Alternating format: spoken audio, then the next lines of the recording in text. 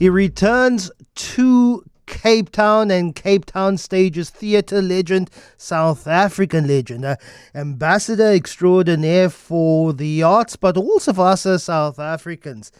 King Kani, John Kani, joins me here in studio, back at the Artscape Theatre from this evening, I believe, with the performance of Kunene and the King. Firstly, John Kani, thanks so much for making time. I know tonight is opening night, and as an actor and a thespian, you want to center yourself, so I really appreciate Thank you. Coming up so Thank early you. to come talk to us. How are you doing? How does it feel back to I'm Cape Town? fine. I wake up in the morning and I feel like the day is ready, and I'm ready too. And getting on with my age. At August, I'll be 80 years old, and I feel 62, and that's fine. And I'm back in Cape Town. The last time I saw you perform live was when you brought Sizwe Banzi Yes. back to the backstand. Was one of the last times you performed with Winston Shona. It in was 2016. It was the final performance of Sizwe Banzi's Dead. It's been going on for 42 years by the same two actors. So we invited on Broadway to do a final sort of bow out of the play. And during a radio interview, I got a call. Someone who said, the president would like to talk to you. So I'm thinking, president of what organization? He was actually the president of the country. He said, I hear you say this is your final performance. You can't stop. You have to go on acting. I said, no, Mr. President. Final in this particular play. So now I'm back in Cape Town with Kunene and the King. Because after you and Winston, you passed on the mantle in Sizwe Banzi. I also then saw a subsequent performance by your son, Antony Sher, playing in Sizwe Banzi, is then also at the Baxter Theatre. Directed by You me. directed by Banzi. It was fascinating. They wanted to do the play, him and Medisi Shabangu, and the theatre producer said, who's directing? I said, well, we're going to find some wonderful young men. We graduated together at Wits. I said, nah, we need a stronger director. And the Medisi said, why don't we ask your dad? And Atando says, me and my dad don't talk theatre. You ask him. And I felt sorry for the young people, and we did it. We ended up in New York, in Syracuse, in Princeton, in Boston. They did a fantastic tour around the States, and they were very, very successful. You would have had the opportunity to perform alongside Tanwa in Joburg recently with August Wilson's Fences. And you would have played the main character, I forget his surname, but Troy in Fences, yes. James Earl Jones played Troy, Denzel Washington. John Kani, and you pulled out, and Tamisha Marsha came in as understudy. But what would have that been? The show Fences is particularly about the relationship, about a man and his family, but also about a man and his son. And you probably rue that missed opportunity. No, I don't. Actually, I've been trying for 3 years to get the rights, because apparently Denzel Washington bought the rights to make movies of all August Wilson's work. And then we couldn't get the rights. As I said to the Joburg Theatre, let me sign the application, my name. And immediately we got the rights. So we were preparing for the play. We're doing the first rehearsal. And during the rehearsal, I felt a little dizzy as I stood up too quickly.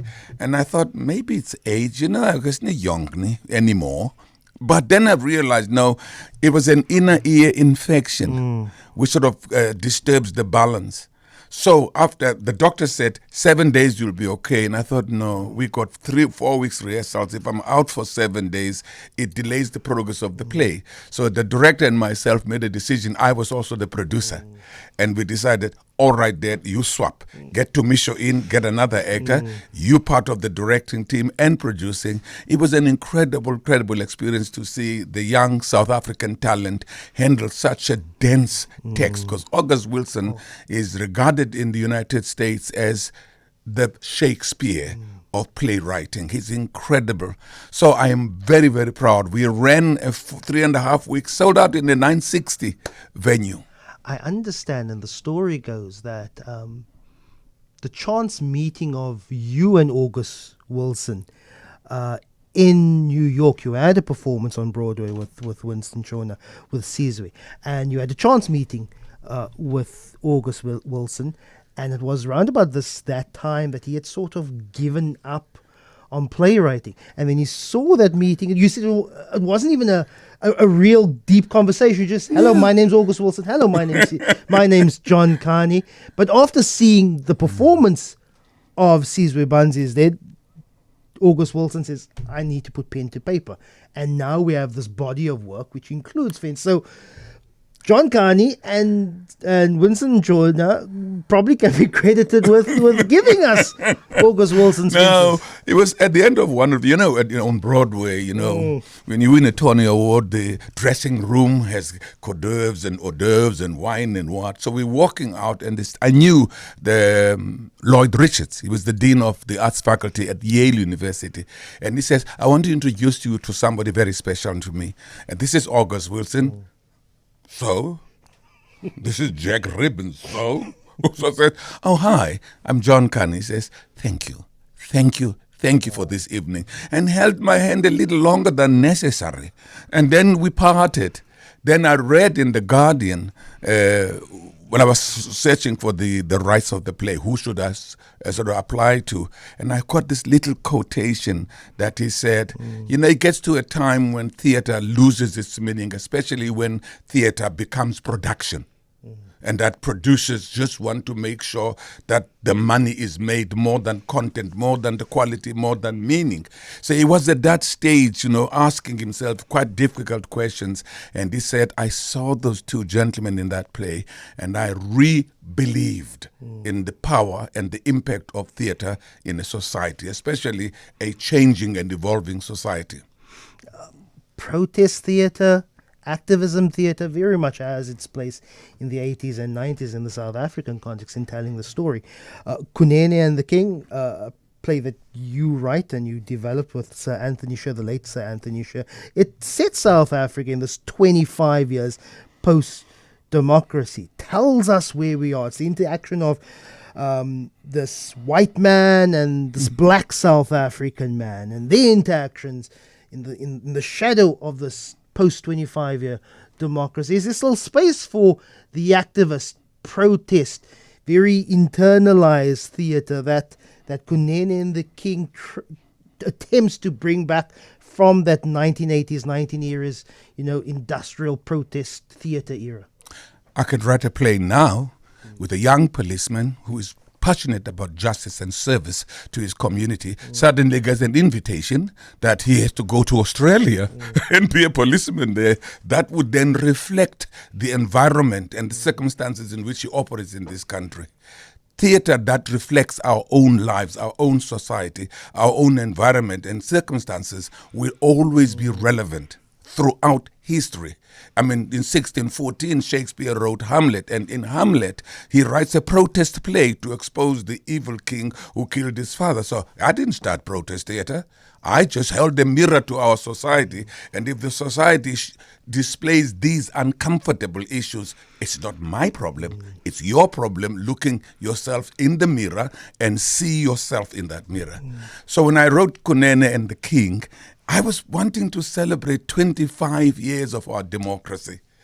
But I asked a friend of mine, brilliant actor, who is white, I said, what would you celebrate? Oh my God, I got a grocery list of what's wrong with this country and what's wrong with my life, and nothing worked. Then I asked another friend who is black. He said, yeah, I'm from hell, but where I am now, it's much better when I look back, but we got these problems that we need to confront.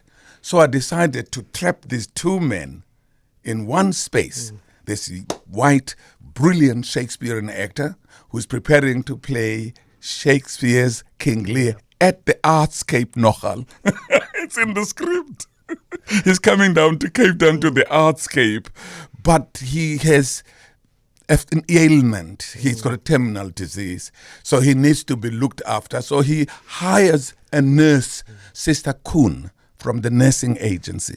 Sister Kuhn arrives, but it's not Sister Kuhn, it's Sister Kunene, not Kuhn. Now the problem is Sister Kunene is black, and the nurse has to live with him in his house. We all can talk about, I'm friends with everybody. I don't mind this, but not in your square, private little 1 meter square. And that's what creates the conflict to the men, and they find each other. Oh, they got one thing in common. One is a Shakespearean actor, and the nurse is a lover and passionate fan of Shakespeare.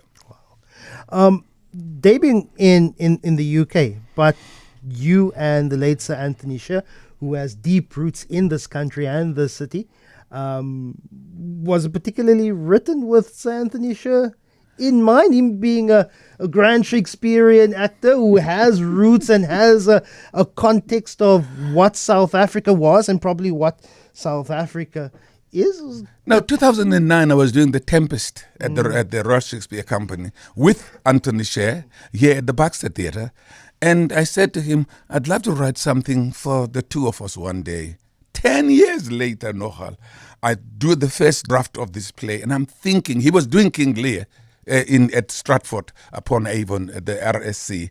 What I wanted from him, because I'm weaving Shakespeare's King Lear through the play as a center chord. Tell me, comment on what I've written. I get this 2 lines. John, I love this play and I'm in it. I'm playing this guy. Come over. Let's start working. And that's how it happened. It was such an incredible experience, to work with Sir Antony Sher, a South African who would understand the nuances and the subtext and the context, underlying the relationship between black and white in a sort of forged and forced non-racial society bound by what we call the rainbow nation. But remember, the rainbow's colors are not mishmash. They all stand distinctly separate from each other. And that's what, for me, was incredible with Sir Antony Sher. I did, of course, get in South Africa after Sir Antony Sher passed on, which was very strange. Because when we met, I thought, are you okay? He said, I'm fine, John. But I realized that during the course of this play we ran for 2019-2020, he wasn't well. And then at 2021, I was at home, I got an email from him, says, John, art imitates life. Wow. I am actually dying, being diagnosed with liver cancer, stage 4, exactly the character he was playing. And he passed on. But I got Michael Richards. Michael Richards is an amazing actor. Amazing. Oh, like a teddy bear. You want to cuddle him and take him home. He's fantastic, isn't he? Absolutely. With Janice Honeyman, of course, who has always been my director, and we work together. And Manny Nenem, a friend and a brilliant writing designer. I have a message here which someone sent much earlier in the show.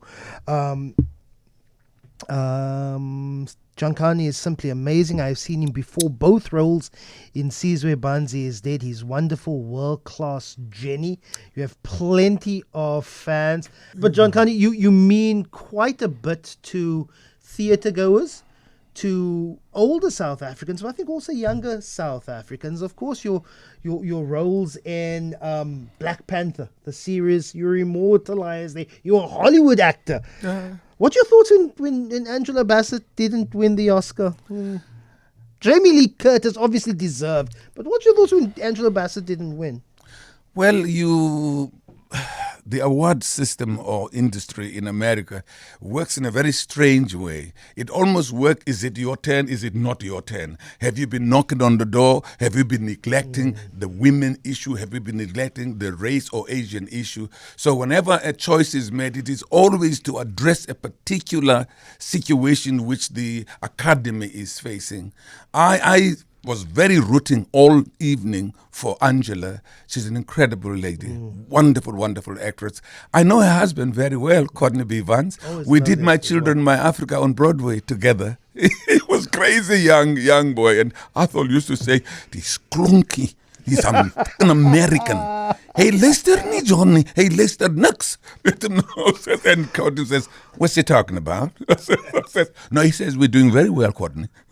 Yeah, I could continue and I could go on, but unfortunately, I've run out of time. But John Kani, Michael Richard, Kunene, and the King from tonight at the Artscape Theatre. Tickets are still available. Go check on all the online platforms or call Artscape Dial a Seat to get your seat and your ticket. John Kani, an absolute pleasure and privilege. Enjoy the rest of your time here in Cape Town. Thank you so much. If you come, I promise to hug you. Oh, I'll hug you again